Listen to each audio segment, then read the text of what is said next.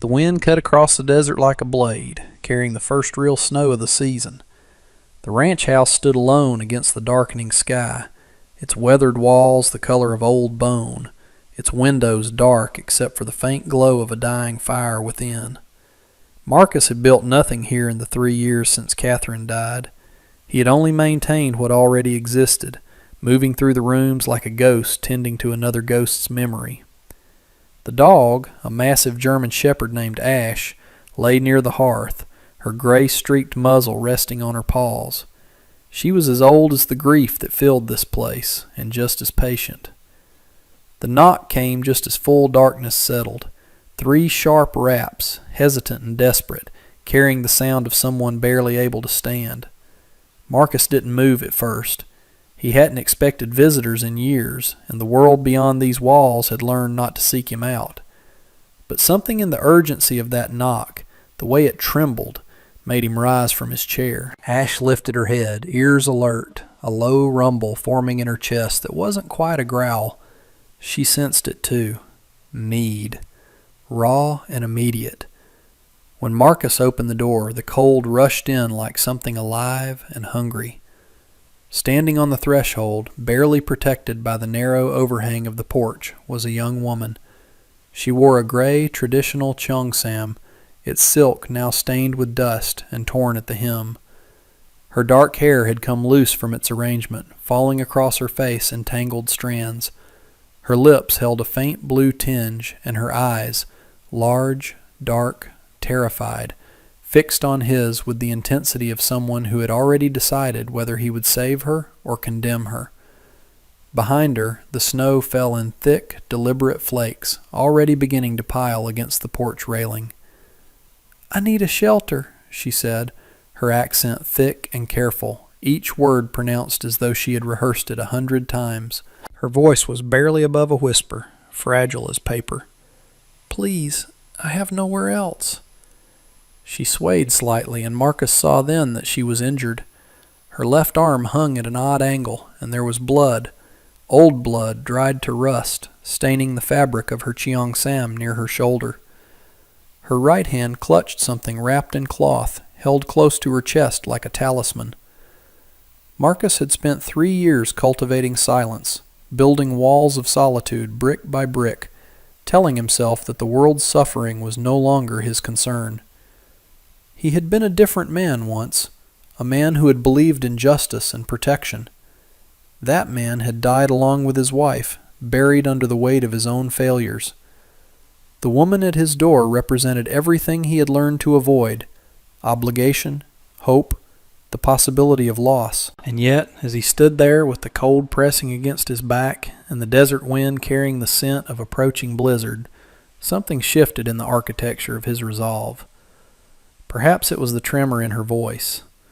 Perhaps it was Ash, who had moved to stand beside him, her large frame pressing against his leg, her dark eyes fixed on the stranger with something that might have been recognition.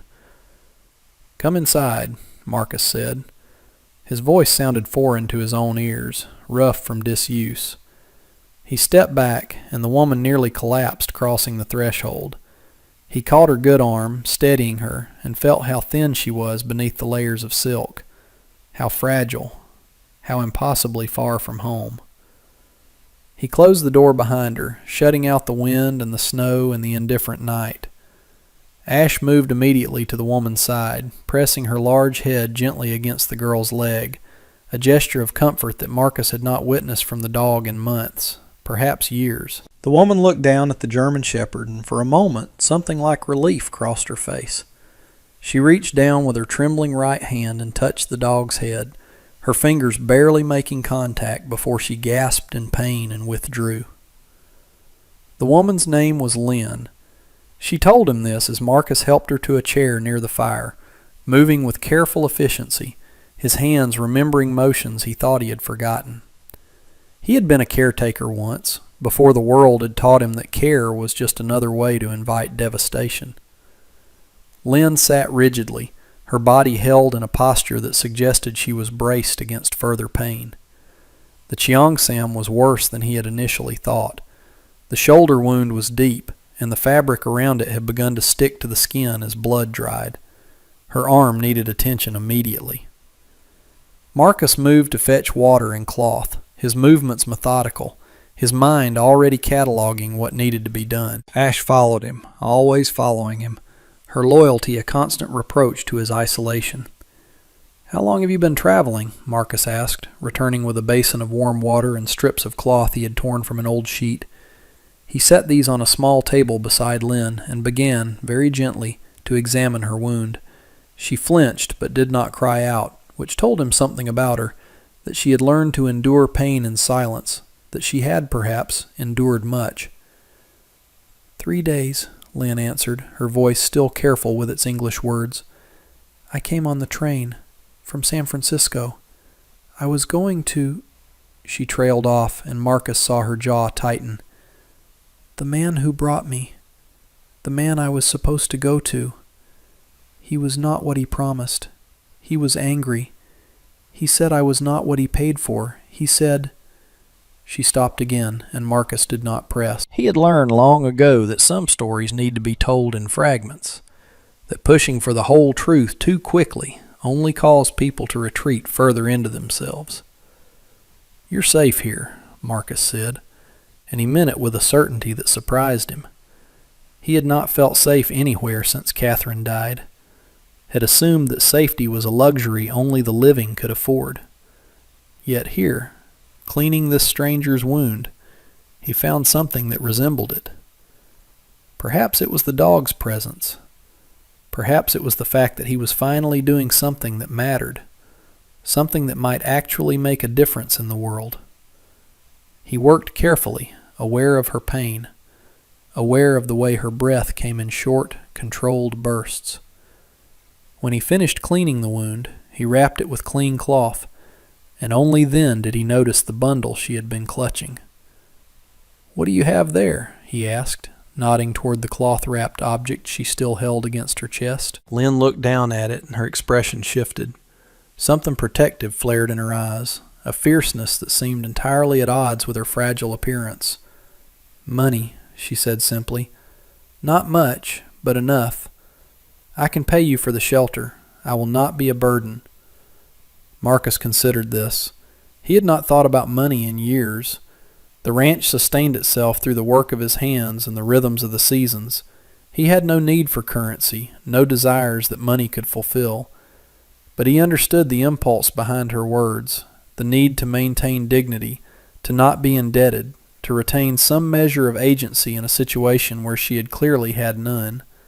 He nodded slowly. "You can rest here tonight," he said. "We will worry about payment later. Right now you need to eat and you need to sleep. The storm is getting worse. Nothing moves in weather like this." As if to emphasize his point, the wind struck the house with renewed force, and snow began to pile against the windows like something trying to get in. Ash pressed closer to Lynn, and the young woman reached down again, this time managing to stroke the dog's head without crying out. There was something in that small gesture, the reaching out, the acceptance of comfort, that suggested Lynn was beginning to believe, at least a little, that she might survive this night. Marcus moved to the kitchen, a small room attached to the main living space, and began to prepare food. He had never been much of a cook, but he knew how to make broth, how to warm bread, how to create something that would sustain. As he worked, he became aware of how long it had been since he had done anything for another person. 3 years of solitude had calcified into something almost physical, a shell around his heart that he had believed was permanent. Now, as he carried a bowl of steaming broth back to Lynn, he felt that shell beginning to crack. It was terrifying and necessary in equal measure. The young woman took the bowl with both hands, careful not to jar her injured arm, and began to eat slowly, as though she was afraid the food might disappear if she looked away. "What is your dog's name?" Lynn asked between spoonfuls, her accent less careful now, her English more natural, as exhaustion and warmth began to work their way into her system. "Ash," Marcus replied, settling into the chair across from her. "She's been with me a long time." "She is kind," Lynn said, and looked at the dog with an expression that suggested she was comparing Ash to someone else, finding the comparison favorable. "Not all animals are kind. The man who brought me on the train, he had a dog. But that dog was mean. That dog had no choice but to be mean, because the man made it that way." She returned her attention to the broth, and Marcus did not ask her to elaborate. He understood what she was saying without the details. The world was full of people who took beautiful things and corrupted them, who took innocence and weaponized it. He had been one of those people once, in his own way. That was the real reason he had withdrawn from the world, not just the loss of Catherine, but the knowledge of what he himself was capable of. The night deepened around them. The fire burned low, and Marcus added wood, watching the flames rise and fall in their ancient, hypnotic dance. Lynn's eyes grew heavy, and eventually she fell asleep in the chair, her head tilted back, her breathing becoming deep and regular. Ash moved to lie at her feet, her large body creating a barrier between the young woman and the rest of the world. Marcus sat in the darkness, listening to the wind, listening to the snow accumulate against the windows, and allowed himself to feel something he had not permitted himself to feel in a very long time. It was not quite hope. It was something smaller and more fragile than that. It was the beginning of a question. What if he could still matter? What if his life was not yet over, just paused? Outside, Christmas Eve drew toward its close, the snow falling thick and relentless, covering the tracks that had brought Lynn to his door, erasing the evidence of her journey. By morning, the world would be transformed into something white and clean and new. Marcus did not know what would come next. He did not know if Lynn would stay or leave, if her past would catch up with her, if his own violent history would eventually demand payment. But for the first time in 3 years, he found himself willing to wait and see. He found himself willing to believe that sometimes, when the world grew cold and dark enough, two broken people could find shelter in each other's presence. And sometimes, that was enough. The second day arrived with a silence so complete it seemed to have weight. The storm had passed during the night, leaving behind a landscape transformed into something almost unrecognizable. The snow lay thick and undisturbed across the desert, making the world appear both larger and smaller than Marcus remembered it. The ranch house seemed to sit at the center of an infinite white expanse, isolated and somehow more real than it had been in years. Marcus woke in his chair, stiff and cold, to find Ash still at Lynn's feet, the young woman still sleeping. Her breathing was steady, her color better than it had been the previous night. The fever that had threatened to break through in the early hours seemed to have passed. Marcus rose carefully, trying not to disturb either of them, and moved to the window. The snow had piled against the glass, and he had to clear it away to see outside. The world was beautiful in its emptiness, and for a moment he allowed himself to remember what it felt like to believe in beauty. Then he returned to the kitchen and began to prepare breakfast. Coffee, bread, eggs from the hen house that he had to dig out from under a snowdrift. By the time Lynn woke, the smell of food had filled the small house, and Marcus saw something like normalcy return to her expression. She looked younger in the morning light, less haunted, though the fear was still there in her eyes, lurking beneath the surface like something waiting to emerge. "How's your arm?" Marcus asked, setting a plate before her. "Better," Lynn said, and she flexed her shoulder experimentally, wincing but not crying out. "The pain is less. You are a good doctor." "I'm not a doctor," Marcus replied. "Just someone who learned a long time ago how to tend wounds." He did not elaborate on where he had learned this skill, on the battlefields and desperate hideouts where he had acquired his knowledge of injury and survival. Some truths were better left unspoken, especially to someone as vulnerable as Lynn. They ate in companionable silence, and Marcus was struck by how natural this felt, sharing a meal with another person, having someone else occupy the space of his home. Catherine had loved to cook, had filled their early mornings with conversation and laughter. After her death, he had reduced eating to a purely functional activity, fuel for the body, and nothing more. Now, watching Lynn take comfort in the warmth of food, he felt something shift inside him. Not quite forgiveness for himself, but perhaps a step toward it. "I cannot stay long," Lynn said suddenly, setting down her fork. "The man who brought me, he will look for me. He will be angry. I do not want to bring danger to you." "How long were you supposed to stay with him?" Marcus asked. "Forever," Lynn said simply. "He bought me. That is what he said. He bought me from my family. My father was sick and there was no money for medicine. This man came to our village and he said he would take me to America, that I would work and send money home. My parents, they were desperate. They did not understand what they were agreeing to." She paused, her hands gripping the edge of the table. "When I arrived in San Francisco, I understood. The women there, they were not there by choice. We were property. We were—" She stopped, unable or unwilling to continue. Marcus understood without her finishing. He had seen enough of the world's cruelty to know what she was describing. "You escaped," he said. "I ran," Lynn corrected. "In the night. I took money that was kept in the house and I ran. I got on a train heading east. I thought if I could get far enough away, if I could get to a place where no one knew me, I could start again. I could be free." She looked at him then, and her eyes held a question. "But he will find me. Men like that, they do not let go. They do not forgive." Marcus considered this. She was right, of course. Men like the one who had brought Lynn to this country were not known for their forgiveness. They were known for their vindictiveness, their willingness to hunt down those who had wronged them, their belief that possession was absolute and irrevocable. He had been around enough men like that to know how they thought, how they operated.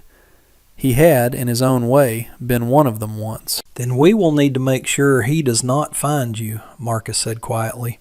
"Or if he does, that he finds something he is not prepared for." Lynn's eyes widened. "I do not want you to fight for me. I do not want to bring violence to your home." "Violence is already in the world," Marcus replied. "It does not need my permission to arrive. But I will not let it take you, not while you are under my roof." The words hung in the air between them, and Marcus realized that he had just made a choice. He had stepped out of his isolation, had declared himself willing to engage with the world again. It was a dangerous choice, possibly a foolish one, but it was also the first choice he had made in 3 years that felt like it meant something. Ash pressed her head against Lynn's leg, as if to reinforce his words, as if the dog too understood that this young woman had become part of their small household and that they would protect her. The days that followed took on a rhythm that Marcus had not anticipated. Lynn's arm healed quickly, her body responding well to rest and food and the absence of fear. She began to move around the house with increasing confidence, learning its rhythms and routines. She helped with the cooking, with the small tasks that kept the ranch functioning. She spent hours with Ash, and the dog seemed to come alive under her attention, moving with a vigor that suggested years had fallen away. Marcus found himself looking forward to the moments when Lynn would emerge from the guest room, when he would hear her voice in the kitchen, when he would catch sight of her moving through the house with Ash at her heels. One afternoon, as they sat by the fire, Lynn asked him about Catherine. "She was my wife," Marcus said simply. "She died 3 years ago, an illness. There was nothing I could do to prevent it." He paused and then added, "I thought that meant I had no more purpose. I thought that meant I should withdraw from the world, that I had earned the right to disappear." "But you did not disappear," Lynn observed. "You stayed here. You kept the house. You kept the dog. You were waiting." "For what?" Marcus asked, though he thought he knew the answer. "For someone to need you," Lynn said. "For a reason to live again." Marcus did not respond immediately. The truth of her words struck him with unexpected force. She was right. He had not been living these past 3 years. He had been existing in a kind of suspended animation, moving through the motions of life without actually engaging with it. And then Lynn had arrived, desperate and injured, and carrying within her the kind of fierce will to survive that suggested she would not accept his withdrawal from the world. In trying to help her, he had accidentally helped himself. He had begun the slow process of healing, of remembering what it felt like to matter, to be needed, to have someone depend on him for more than just food and shelter. Perhaps, he said finally. Or perhaps I was just waiting for someone brave enough to ask for help. The weeks passed, and winter tightened its grip on the desert. The snow came and went in cycles, and the temperature dropped until the world seemed frozen in place. Marcus taught Lynn the routines of the ranch, how to care for the animals, how to preserve food, how to read the signs of weather in the sky and the behavior of creatures. She was a quick learner, absorbing knowledge with the intensity of someone who understood that survival depended on competence. But more than that, she seemed to understand that Marcus was teaching her not just practical skills, but a kind of independence, a way of being in the world that did not require her to depend entirely on another person. One evening, as they sat by the fire, Lynn brought out the bundle of money she had taken when she escaped. She had kept it wrapped and hidden, but now she placed it on the table between them. "I want to give you this," she said, "for saving my life, for giving me shelter, for—" she paused, searching for words. "For giving me back my life." Marcus looked at the money but did not touch it. "Keep it," he said. "You will need it. When spring comes, if you want to leave, you will need resources to start over somewhere new." "And if I do not want to leave?" Lynn asked quietly. The question hung in the air between them, and Marcus felt the weight of it. He had not allowed himself to think about this possibility, had told himself that Lynn was temporary, that she would eventually move on to a life beyond this isolated ranch. But the truth was that he no longer wanted her to leave. The truth was that he had begun to imagine a future that included her presence, her voice, her laughter. The truth was that he was afraid of what would happen to him if she left, if he was forced to return to the silence and solitude that had nearly consumed him. "Then you would stay," he said. "If that is what you wanted." Lynn reached across the table and took his hand. Her fingers were warm and strong, no longer trembling with fear. "I want to stay," she said. "I want to build something here, with you, with Ash. I want to stop running." Marcus closed his fingers around hers, and in that moment he felt something shift in the architecture of his grief. It did not disappear. The loss of Catherine would never fully leave him, but it was joined now by something else. Hope, perhaps, or at least the possibility of hope. He was beginning to understand that healing did not mean forgetting, did not mean replacing one love with another. It meant learning to carry both the past and the future, to honor what had been while remaining open to what could be. The third section of their story began on a day when the wind carried the first hint of spring. The snow had begun to melt, revealing the brown earth beneath, and the sky held a quality of light that suggested the long winter was finally releasing its grip. Marcus was working near the barn when he heard the sound of horses approaching from the east. He straightened immediately, his hand moving instinctively to the rifle he kept near the barn door. Ash appeared at his side, her body rigid, her ears alert.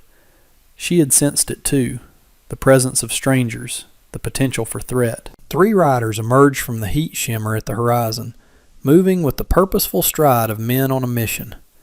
Marcus recognized the type immediately. They were the kind of men who took what they wanted and answered to no one. They were the kind of men he had once been, before Catherine had taught him that there was another way to live.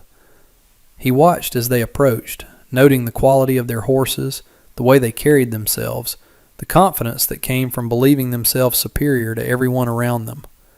The leader was a broad-shouldered man with a scar that ran from his left eye to his jaw, a map of violence written on his face. Behind him rode 2 others, younger, harder, the kind of men who would follow orders without question.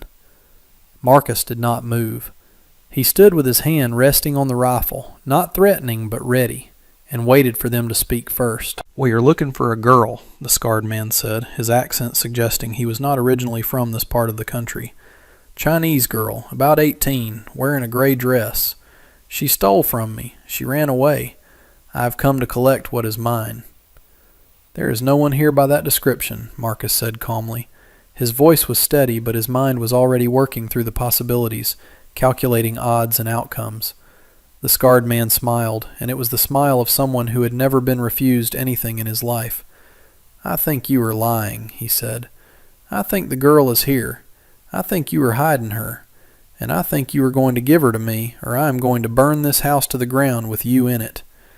Ash growled, a sound that came from deep in her chest, and the horses of the three men became nervous, sensing the dog's aggression. Marcus placed a hand on Ash's neck, calming her, though his own tension had ratcheted up several notches.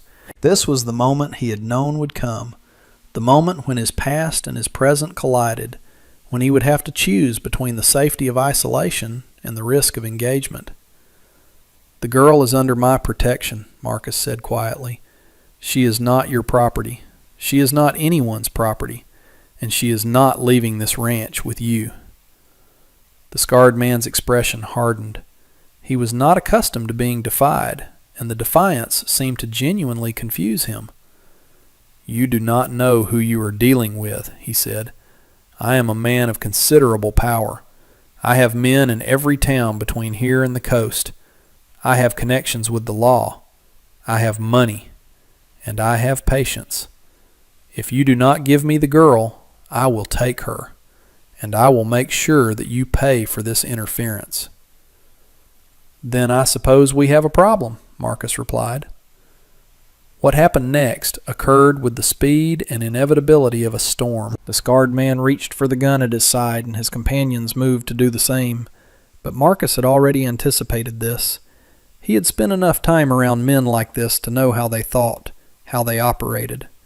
He had moved Ash back toward the barn with a subtle gesture, and now he stepped forward, his hand coming up with the rifle in a smooth, practiced motion.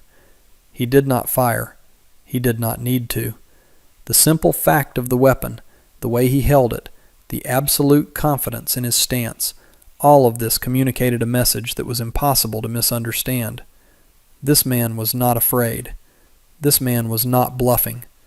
This man would kill if necessary, and he would not hesitate or feel regret. The scarred man's hand froze halfway to his gun.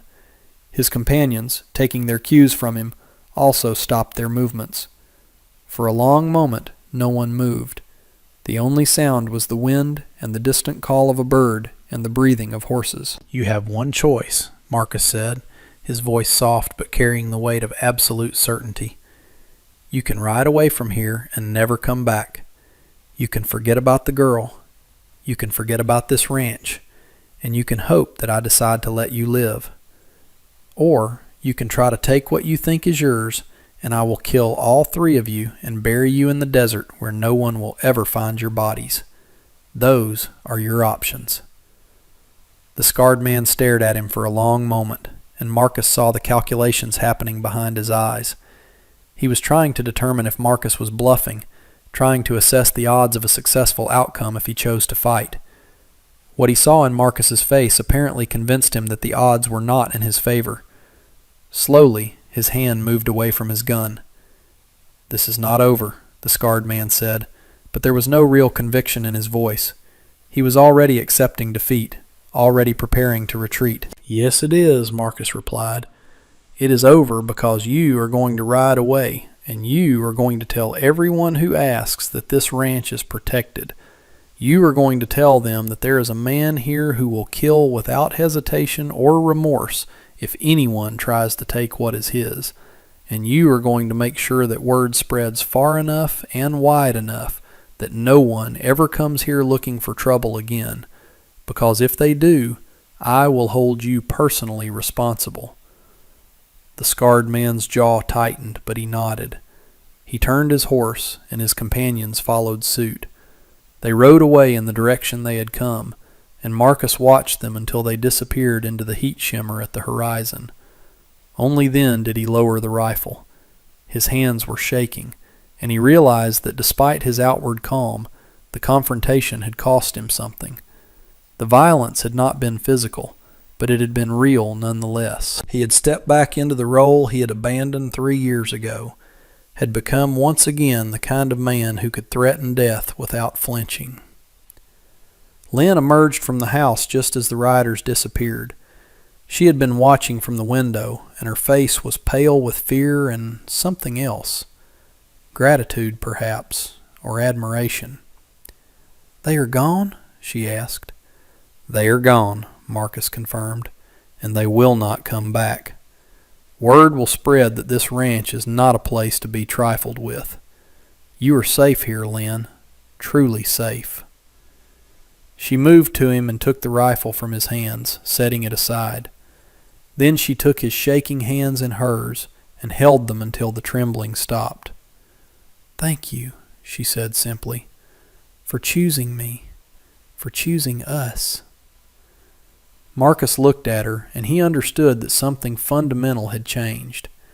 He had not just protected Lynn from her past. He had protected himself from his own. He had proven that he could still be the man he had once been when necessary, but that he could also choose to be something different. He could choose protection over violence, could choose to use his strength in service of others rather than in service of his own darkness. The fourth section of their story unfolded as spring fully arrived and the world began to green again. The ranch transformed under the influence of two people rather than one.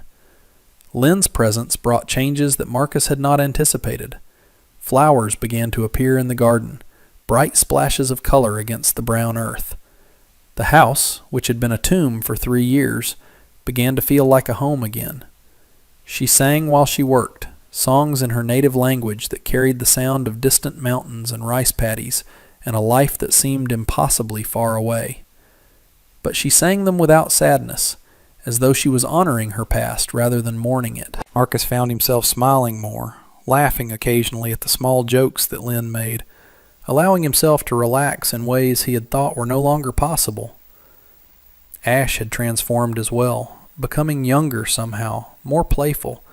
She followed Lynn everywhere, and the bond between them had deepened into something that transcended the simple relationship between human and animal.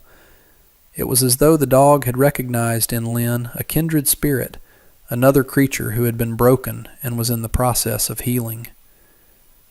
One afternoon, as they worked together in the garden, planting seeds for the summer vegetables, Lynn asked Marcus about his past. "You were a gunslinger," she said. It was not a question. "Before your wife died, you were a man who used guns to hurt people." Marcus did not deny it. "Yes," he said simply, "I was. I did things that I am not proud of. I hurt people. I killed people. I told myself that I was doing it for justice, but the truth is that I was doing it because I was good at it, and because I liked the power it gave me over others." "But you are not that man anymore," Lynn said. "I am still capable of being that man," Marcus replied. "I proved that when those riders came. I threatened to kill them. I meant it. Part of me wanted them to draw their guns so I would have an excuse to use mine." "But you did not," Lynn pointed out. "You gave them a choice. You let them live. That is not the action of a man who likes to hurt people. That is the action of a man who has learned that there are other ways to be strong." Marcus considered this as he worked the soil, breaking up the hard earth to make room for new growth. Perhaps she was right. Perhaps the man he had been and the man he was becoming were not as separate as he had believed.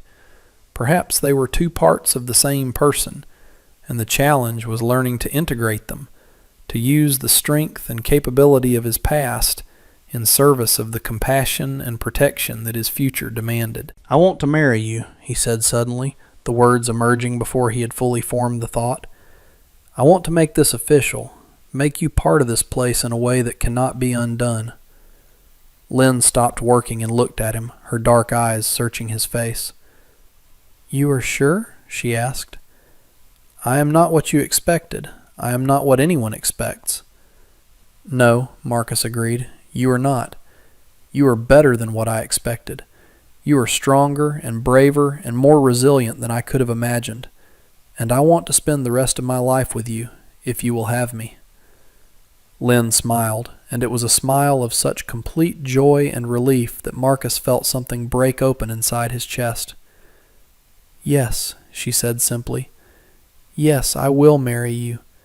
Yes, I will stay here. Yes, I will build a life with you."